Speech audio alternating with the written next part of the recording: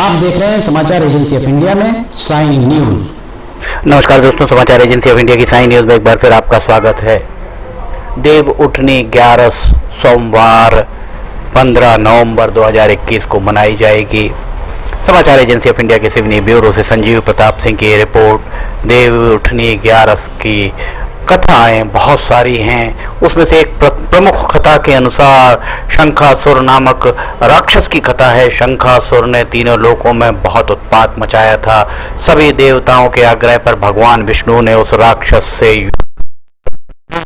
कई वर्षों तक चला युद्ध में वह असुर मारा गया। इसके बाद भगवान विष्णु विश्राम करने को चले गए। कार्तिक शुक्ल एकादशी के दिन भगवान विष्णु की निद्रा टूटी थी।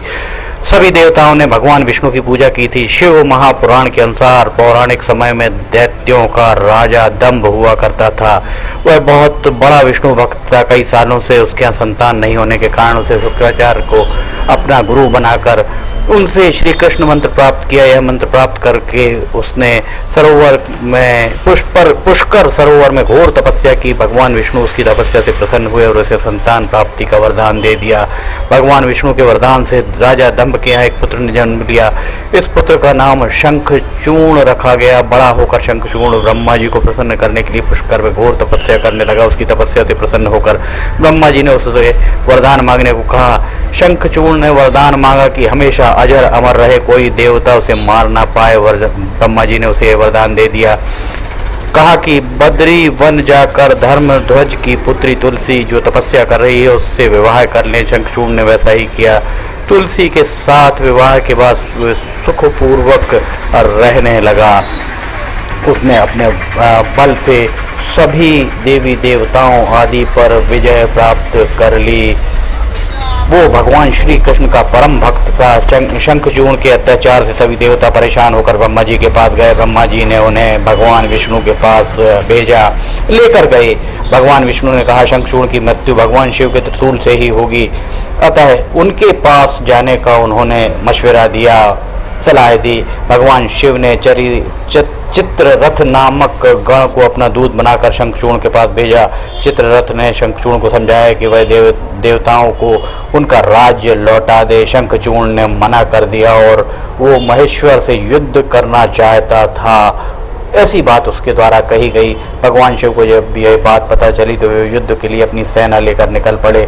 इस तरह देवता और दानवों के बीच घमासान युद्ध हुआ। ब्रह्मा जी के वरदान के कारण शंखचूर्ण को देवता नहीं हरा पाए। भगवान शिव ने शंखचूर्ण का वध करने के लिए जैसे ही अपना त्रिशूल उठाया वैसे ही आकाशवाणी हुई कि शंखचूर्ण के हाथ में श्रीहरि का कवच है। इसकी पत्नी का सतीत्व अखंडित है।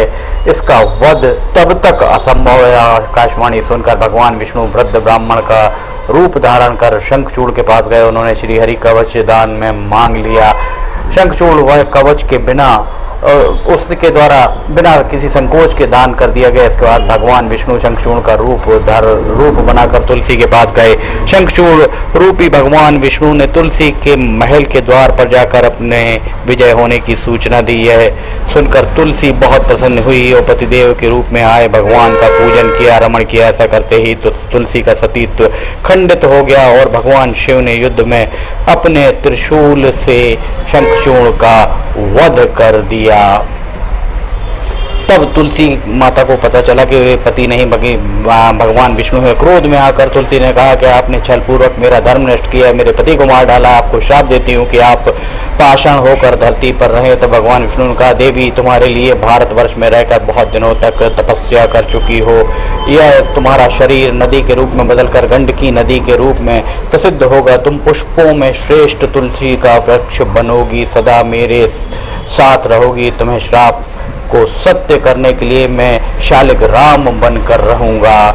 ये इस तरीके की कथाएं बहुत ज़्यादा आपको पौराणिक रूप से सुनने को मिलती हैं और बहुत सारी ऐसी कथाएं हैं। गंडकी नदी के तट पर भगवान विष्णु ने कहा मेरा वास होगा। देव प्रबोधनी एकादशी के दिन भगवान शालिग्राम व तुलसी का विवाह संपन्न कर मांगलिक कार्यों को प्रारंभ किया जाता है। हिंदू धर्म की मान्यता के अनुसार इस दिन तुलसी शालिग्राम का विवाह करने से अपार पुण्य की प्राप्ति होती है।